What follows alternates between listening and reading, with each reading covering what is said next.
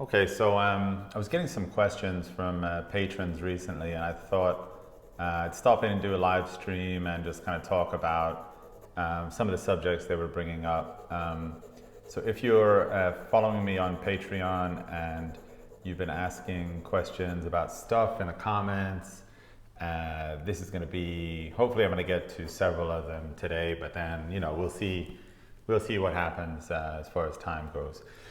One of the first ones was Kamlika Chandler was asking me, what should one do with one's bad paintings? She says, I tell myself that there are no bad paintings, only learning experiences, but then they do annoy me when they're sitting around the studio, what to do with them. And then another patron commented that over the years, that they can start to kind of like create a problem from a space perspective, and then she goes on to mention that Michelangelo like trashed apparently like all of his kind of drawings, and so we don't have any record that he did any kind of bad work, which is like an interesting thing to consider. I can only say that, like, from my perspective, I have had the experience of getting rid of a lot of my work. All of my work from the Florence Academy when I was a student, if it was not good enough to have sold, then eventually it's made its way to the bin. So while that is kind of one experience, I don't want to say maybe that I think that that's a good experience. I actually think that as much as possible, you should probably try and save those drawings and those paintings, only because they form one end of a spectrum by which you can like analyze and understand like where you've been as an artist, right? So like we all kind of start out somewhere, and I sometimes think that like, all those paintings that I did, even as bad as they could have been, I mean, they could have been like horrible, but now they're still going to be for me like a kind of a memory, right, that I made when I was a student at that time. And while in the moment I might be quite upset about them, I think in the long run I'm going to be more than happy to kind of remember what I was going through at that time through the kind of lens of these artworks that otherwise, would just be forgotten. And the sad truth for me, I think, is that I actually have forgotten a tremendous amount of my kind of, young artist years. I often think about like, you have your life in general, right? Like that you go through being a child and a teenager, and then also like as an artist, you have a kind of a second kind of teenager life in a way. Like you have your early experiences as an artist, and you're kind of getting to know or gaining a sense of perspective, and then eventually seeing the world a little bit more clearly, just like you do going through your real life. Maybe I didn't describe that too well, but suffice to say that, yeah, there's a trajectory for artists as well, that you can be, in a way, like an immature artist. So like the way that a teenager experiences things that are so intense because it's the first time they've ever experienced them, I think for an artist that can be the case as well. And I think it's really good to be able to look back fondly on that, time and perspective, or rather time will give you the distance that kind of adds perspective. And I think I wish in a way that I could look back at the years of artwork that I made, even as terrible as it might have been. I still kind of wish I had it. So that's one of the questions that I had to answer from Patreon. And there was another one that is really quite a long question from Shela Horvitz, rather. And she was just talking about, I mentioned in one of my videos, like this concept of tenacity, right?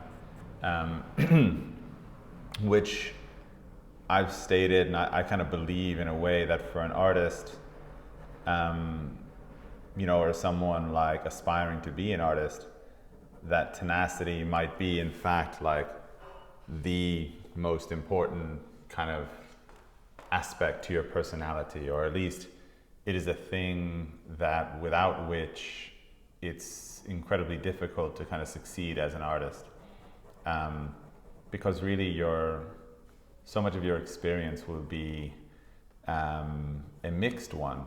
For every time that you succeed and for every time that you like make something that you are really quite proud of, there are going to be several things that probably don't meet your standard or your vision, right?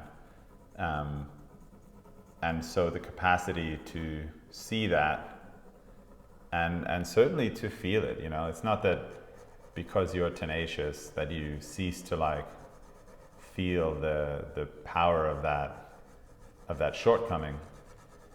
It's simply that you're able to also move past it or see beyond it.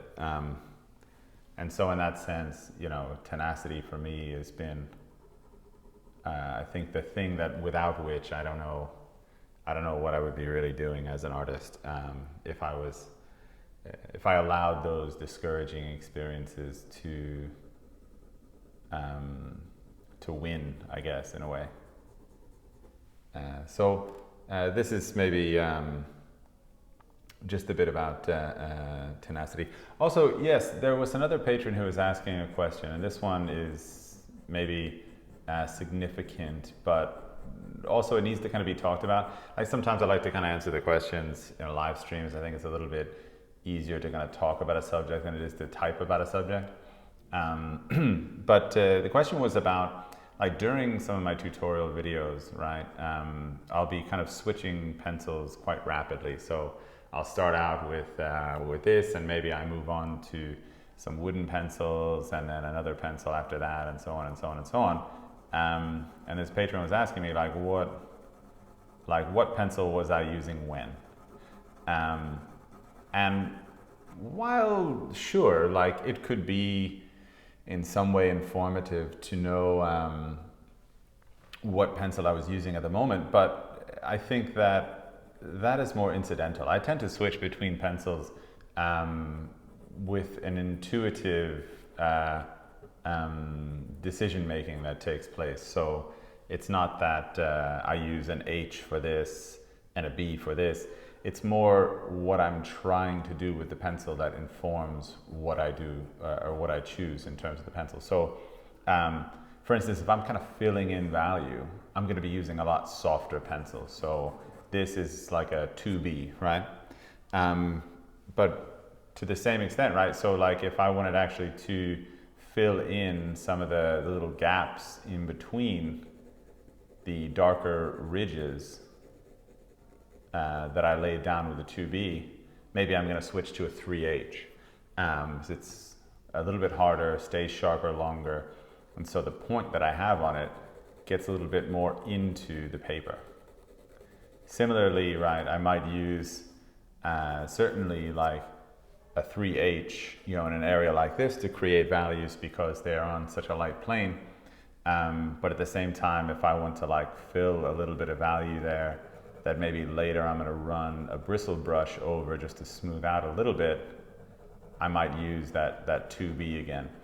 So there's a little bit more kind of fluidity to like what brush or what pencil I use at what time. So in a way, I don't know if this is like a disappointing answer to that question, but it's just not that there's not like a codified way that I kind of have a pencil choice.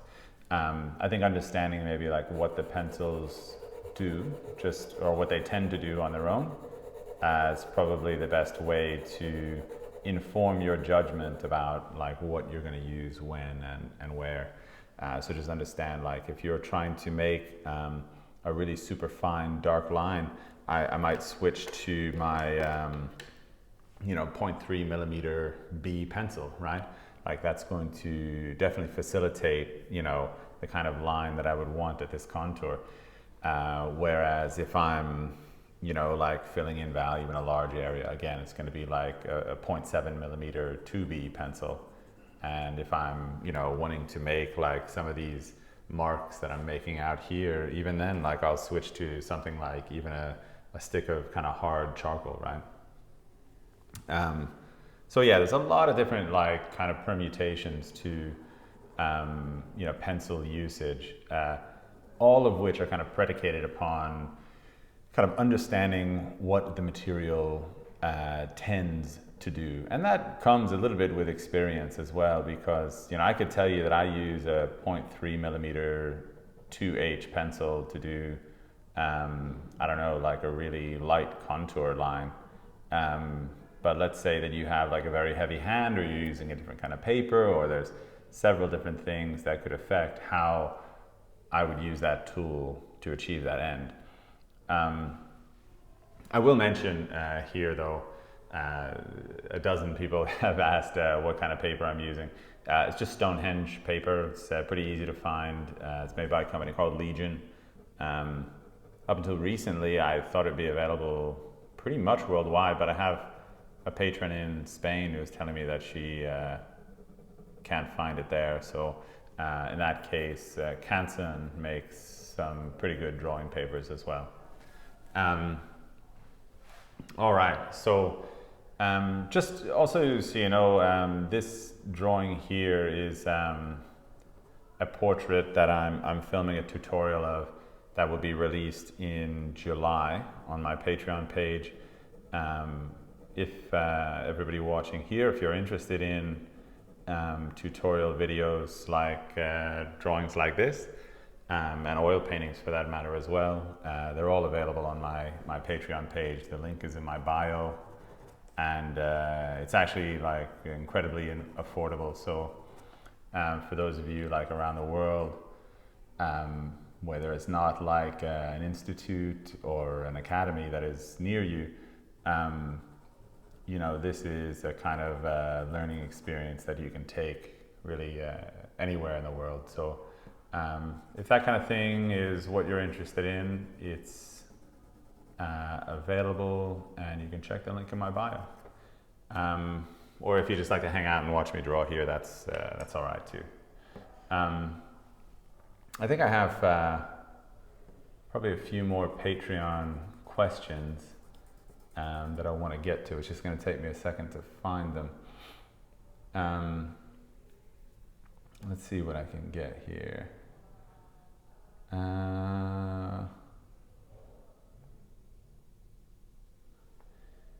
Yeah, so actually it's going to take me longer than a second to find it, because I haven't written them down enough. Yeah. But I can talk more about this drawing anyway. It's probably, I would say this is maybe like 2/3 life size. And as I said, it's on that Stonehenge paper, which I've kind of hand toned, and then actually stretched the paper over a panel. So there's a hard board behind it, but it's kind of stretched around, which I find to be like a really, really pleasing situation. Like if you've ever been working on a drawing and it's on a drawing board or something, you find that it kind of loosens up over time. There's a way around that, and that is, of course, to kind of stretch your paper around stretcher bars or a panel. Someone's asking about drawing from imagination and how to do that well. It's interesting you say, because drawing from imagination is a completely different prospect from like drawing from life. In the sense that you have to think about like what your ceiling is or what your objective is. When you're drawing from your imagination, like this is really not where you're going to end up for the most part. Perhaps it's possible that there are people out there that maybe can draw a very good head like this from imagination, but ironically, imagination is a little bit more finite in the sense that you're unlikely to make a very unique head when drawing from your imagination, whereas like this drawing of this model is one that is predicated on only being like she is. And so with that as the kind of end point, I think that's a way to kind of come up with a drawing that has a very fresh and kind of clear picture of reality. Whereas maybe like drawing from imagination, I think you have to study templates or conceptions of the body and canons of proportions and things that can kind of help you to arrive at a clearer picture. But that's a lot of that is maybe better recognized from animators. So Reese Osborne is asking, how about if you can't get to an atelier, how do you feel about the value of a month-long intensive course at an atelier or other options? So Reese is asking really about workshops and things like this. I forget where it was, but not too long ago I was talking to somebody who was had done a lot of studying about like learning and like kind of human behavior. And they were talking about basically like what your retention is from an experience.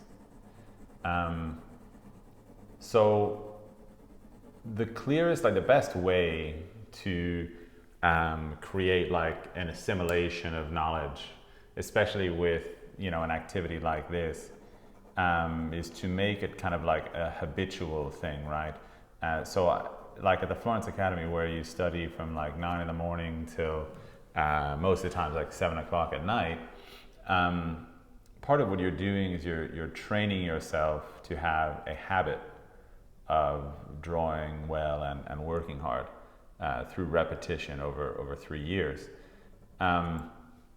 Writ a bit smaller, right? The idea that in a month, what can you assimilate? I want to say that workshops can be valuable, but there is certainly a ceiling to what you'll experience.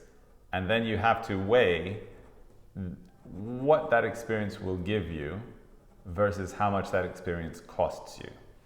I honestly tend to believe, and this is like maybe running contrary to maybe the common conception, I actually think that if you have the stamina and dedication, that online study can do so much for you, probably more so than what a workshop can give you. I know that you're there in person and that contact kind of means something. It's only about what you can actually retain from that experience that causes me to think that doing it online would be better, only because you could watch that over and over and over and over and over again. I have another question, and that is, can you talk about the timing paper techniques? I noticed that artists like Loganov achieve a No, sorry, I don't quite understand that question. I apologize. A dirty look in the background, maybe, is what you're saying.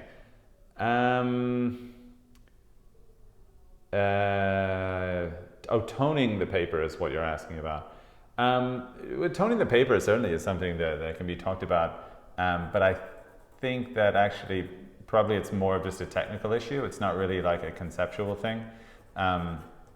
If you stretch your paper over stretcher bars or make it in such a way that it doesn't, it's not going to be ruined by the application of water. Like what a lot of these guys are doing is like actually suspending pigment in water and either painting that on or spraying that onto their papers. So that requires that the paper will have a kind of bounce back ability, which is to say that once it's stretched, it'll return to that kind of drum tight state after you've put this water on it. So that's the way that you can really achieve a kind of interesting, kind of washy, gritty appearance. But it has to do with your preparation of the paper first. There's two questions here. One is I do sort of struggle to portray statues in a way that looks like an actual statue instead of a fleshed face. Okay, well, that's a statement, maybe more than a question. But probably it has to do with your value application and how unified you're able to make your light planes. That would be my guess there. And so another question says, any idea how artists like Bouguereau deal with that problem? I have the feeling that they combine realism with imagination, but some stuff like, I misspelled the word, reference would be hard to get a reference for. Really, for artists, when you're trying to do something fantastical, there is a solution out there. You just have to be really quite creative in doing so. And that probably is the barrier of entry that makes it challenging. So if you wanted to do like, I don't know, like an old like Roman looking temple, and you wanted to be lit by the moon and then a firelight on the other side, like the first thing I would think is that you would go and like actually build out of like clay or something a model of like a Roman temple, and you'd set up the lighting so that you had a concept of what that would look like. Without that, you're just going to be kind of guessing. So the best thing that you can do when you're dealing with something fantastical is try to find a very realistic analog for what that would be, right? Can you build it out of clay or out of wood?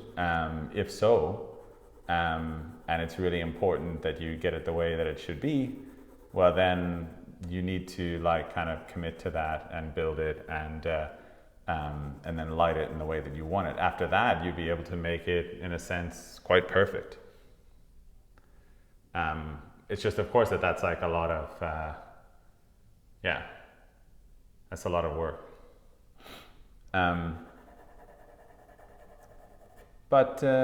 So this one, like I said, this will come out in the month of July. My June video just released, so if you are interested in tutorials, the link is in my bio. And if you have other questions about this live stream, just shoot me a message, and usually like throughout the month I'll do a couple live streams and I can talk about some of those topics when I have the chance. But in any event, I just want to say thank you everybody for stopping by and hearing me out. And like I said, if you got a question, just drop me a line, please. All right, everybody. Ciao.